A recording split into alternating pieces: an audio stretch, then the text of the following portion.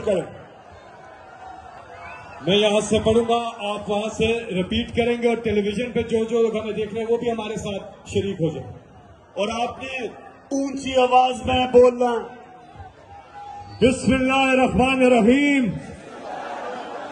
हम हल्फ उठाते हैं कि पाकिस्तान के आइन की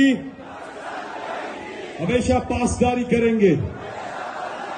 हम पाकिस्तान की खुद मुख्तारी का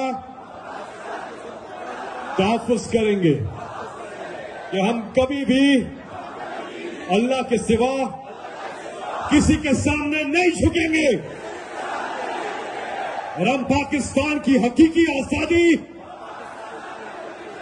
के इस जिहाद में आखिर तक इमरान खान के शाना बशाना जदोजहद करेंगे और हर किस्म की कुर्बानी के लिए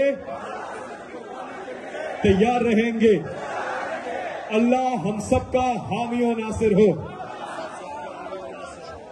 तलबाई इस जबरदस्त शानदार जलसे का मैं आपको सलाम पेश करता हूं।